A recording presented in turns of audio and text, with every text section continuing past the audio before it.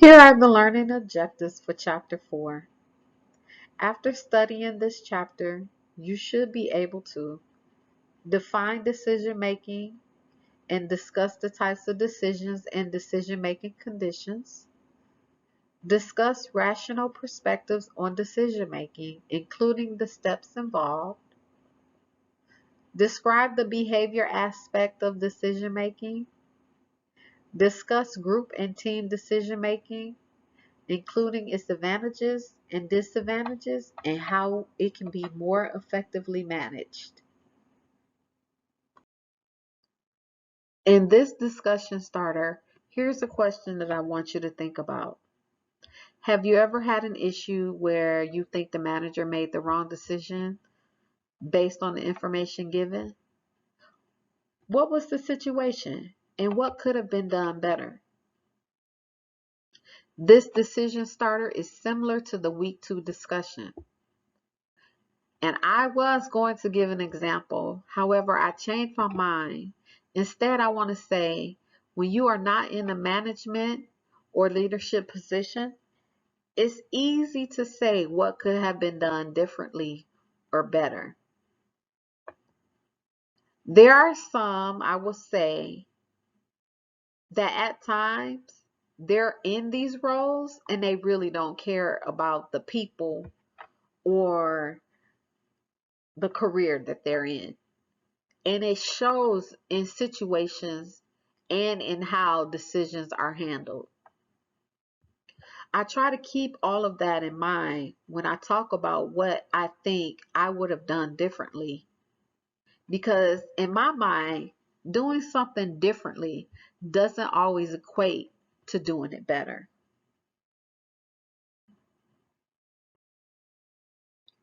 We will begin our discussion by exploring the nature of decision making. We will then describe rational perspective on the decision making. Behavior aspects of decision making are then introduced and described. As a starting point in understanding decision making, we must first explore the meaning of decision making, as well as the types of decisions and the conditions under which decisions are made.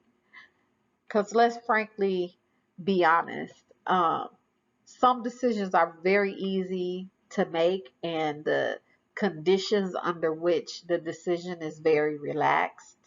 And then there are some decisions that are harder to make, and the conditions are just horrific. You have people screaming in front of you.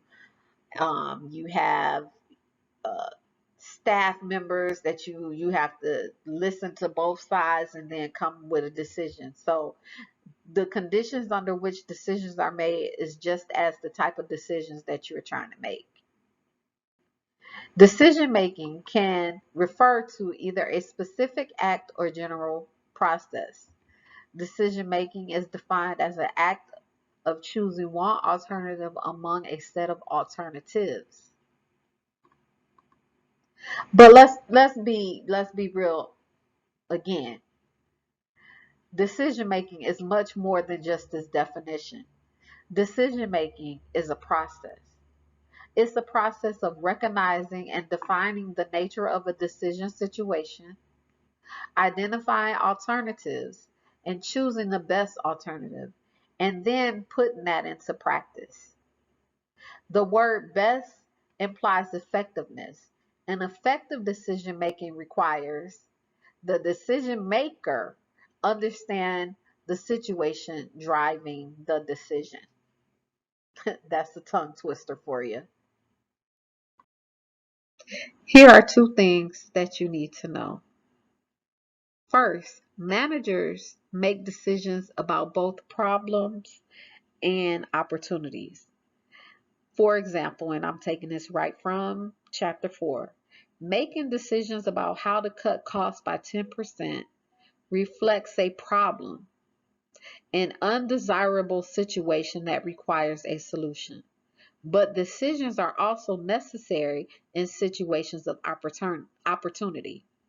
Learning that the firm is earning higher than projected profits, for example, requires a subsequent decision.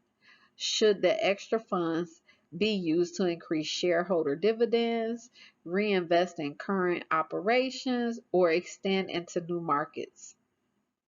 The next thing is it may take a long time before managers know the right decision was made.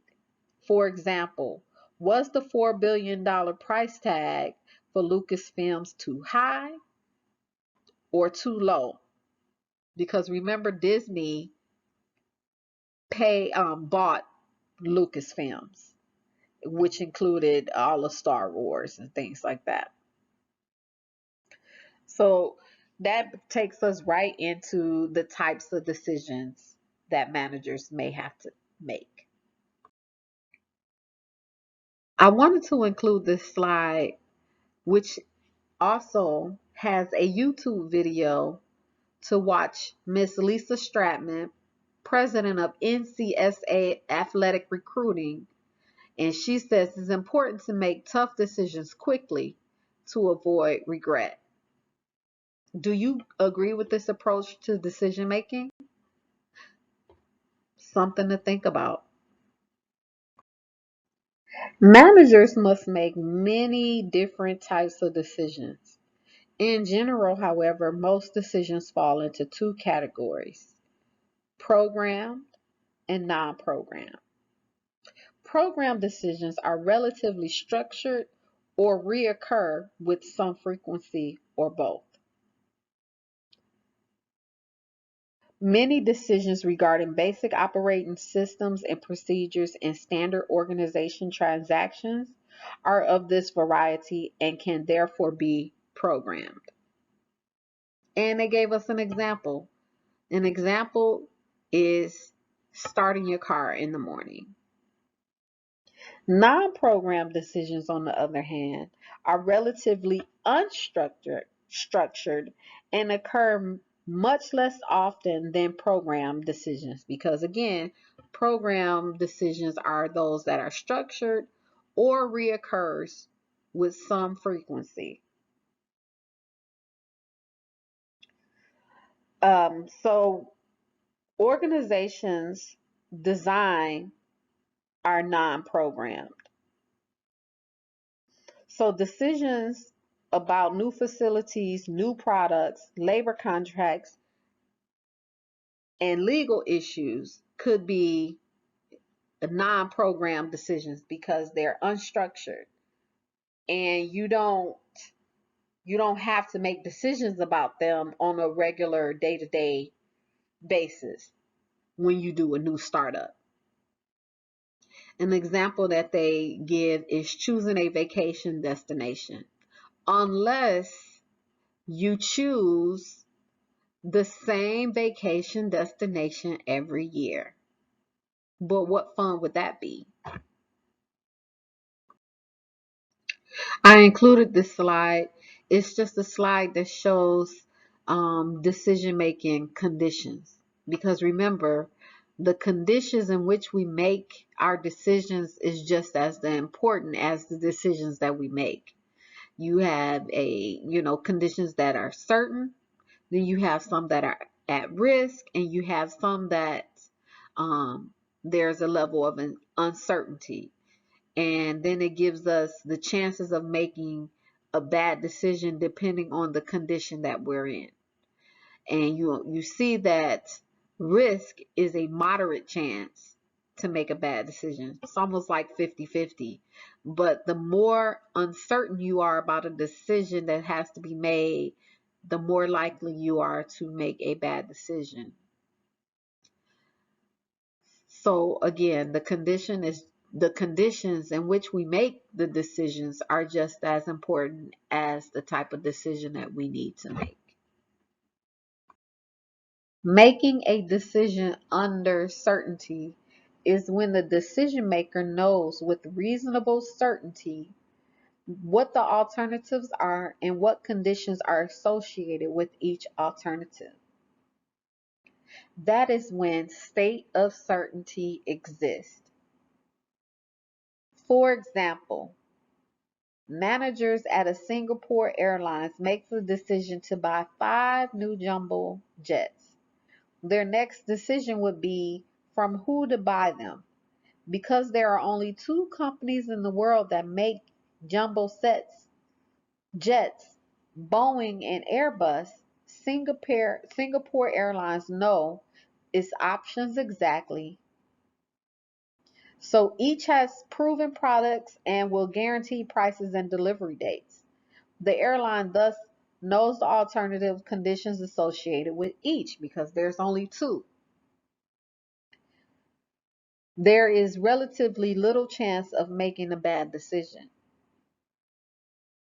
But here's something you should know. Few organizational decisions are made under conditions are truly certainty. And what does that mean?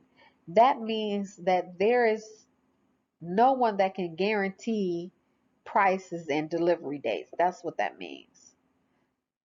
So even the airline purchase decision that we just considered has less certainty than it appears. That's just something to remember. The next decision-making condition is making a decision under risk. A more common decision-making condition is the state of risk. And under a state of risk, the availability of each alternative and its potential payoffs and costs are all associated with the probability estimates. And if you're like me, you're saying, but Miss Kate, what does that mean? Well, when making a decision under the state of risk, managers must reasonably estimate the probabilities associated with each alternative. That's all it means. That you have to sit down and really weigh the cost or the consequences of the decision, meaning, again, what the payoffs are, what the costs are, what the alternatives are before you make that decision. Making a decision under risk conditions of risk is accompanied by moderate ambiguity and chances of a bad decision. So it's right in the middle. Finally, we're talking about decision making under uncertainty. Most of the major decision making in contemporary organizations is done under the state of uncertainty. And that's where the decision maker does not know all the alternatives, the risks associated with each, or the likely consequence of each alternative. This uncertainty stems from the complexity of the contemporary organizations and their environment. To make effective decisions in these circumstances, managers must acquire as much relevant information as possible and approach the situation from a logical and rational perspective. Intuition, judgment, and experience always play major roles in the decision-making process under conditions of uncertainty. Here's something. Even so, uncertainty is the most ambiguous condition for managers and one in which they are most prone to error. When responding to difficulties and uncertain decision parameters regarding firms' moral, ethical, and legal responsibilities, you just have to have a steady and clear mind when making that decision. Quiz time. So we talked about conditions of certainty. We talked about making decisions under risk. And we talked about making decisions under uncertainty. Most business decisions are made under conditions of either risk or uncertainty. In your opinion, is it easier to make a decision under a condition of risk or a condition of uncertainty? And why? Also, to recap, when you're making a decision under risk, The availability of each alternative and its potential payoffs and costs are all associated with the probability estimates. Again, you're saying, huh, Miss Kate, what exactly does that mean? That only means that when making decisions under this condition, you must reasonably estimate the probabilities associated with each alternative. And what are conditions of uncertainty? That's when you do not know the alternatives or the likely consequences of each alternative.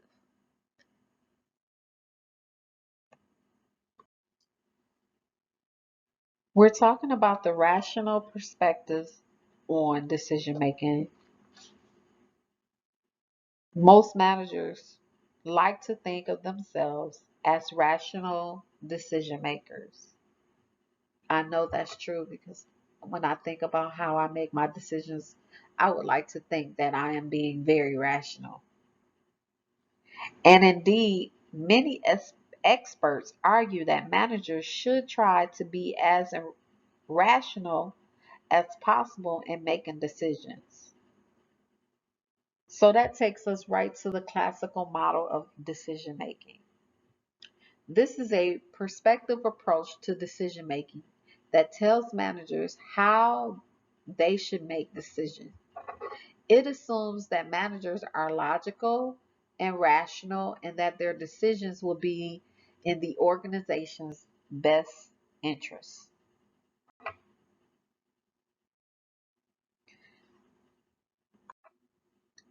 The classical decision model here, shown here, is a prescriptive approach that tells managers how they should make decisions.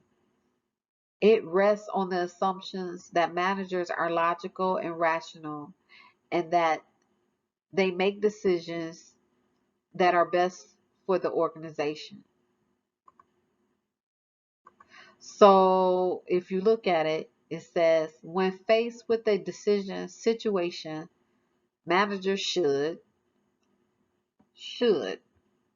obtain complete and perfect information. Okay, that's true. Eliminate uncertainty. Okay, that's true. Evaluate everything rationally and logically. I agree. And in the end, they have the best decision that serves the interests of the organization. I agree with that. But here's the caveat. Most decisions that people make, people who are managers or who are administrators, even though they try to be rational or logical, we oftentimes make decisions based on how we feel, which is not the right way to make decisions rather. It says we need to obtain a complete and perfect information.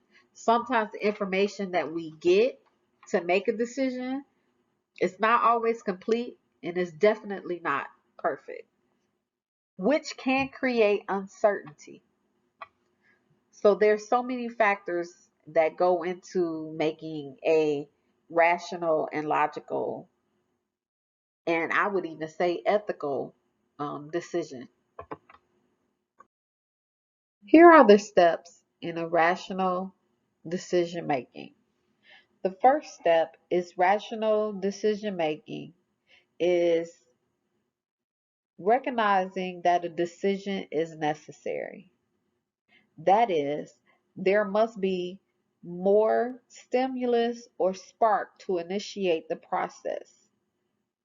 For many decisions and problem situations, the stimulus may occur without any prior warning, meaning equipment malfunctions or when a crisis erupts. Next, you would need to identify the alternative. So once the decision situation has been recognized, let's say um, the need to let go of someone. let's just say. The second step is to identify the alternative courses of effective action. Developing both obvious standard alternatives and creative, innovative alternatives are generally useful. In general, the more important the decision, the more attention is directed to developing alternatives. If the decision involves a multi-billion dollar relocation, a great deal of time and expertise will be devoted to identifying the best locations. The third step in the decision making process is evaluating each alternative. The fourth is selecting the best alternative. Even though many alternatives fail to pass the triple test of feasibility, satisfactoriness, and affordable consequence, two or more alternatives may remain. Choosing the best alternative of these is the real issue of decision making. One approach is to choose the alternative with the optimal combination of feasibility, satisfactoriness, and affordable consequences. Even though most situations do not lend themselves to be objective mathematical analysis, the manager can often develop subjective estimates and weights for choosing the alternative. Managers must thoroughly evaluate all alternatives that increase the chances that the alternative that is finally chosen will be successful.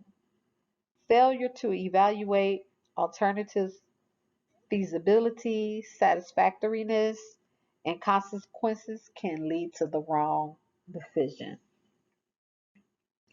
After the alternative has been selected, the manager must put it into effect. In some decision situations, implementation is fairly easy. In others, it will be more difficult. The final step in the decision making process requires that managers evaluate the effectiveness of their decision. That is, they should make sure they've chosen the alternative that serves its original purpose. If the implemented alternative appears not to be working, the manager can respond in several ways. They can go back to the drawing board and try something different, or they can start the process all over again to come with the and choose another alternative. This slide here gives the steps of rational decision making process, and it also gives an example. So for recognizing and defining the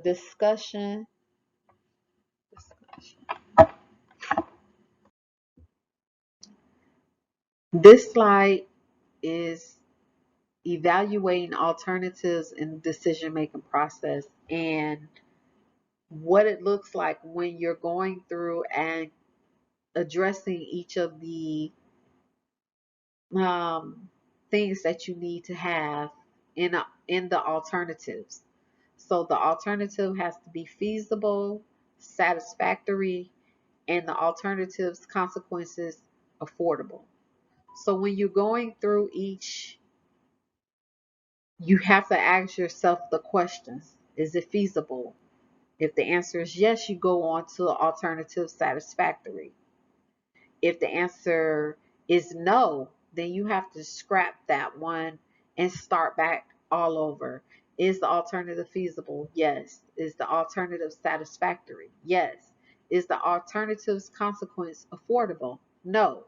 So then you have to scrap that one and start all over because you want it to all be yes. Alternative feasible, yes. Is the alternative satisfactory? Yes. Is the alternative consequence affordable? Yes. If that's the case, then when making that decision, that would be one of the things that would be the alternative that you would go with.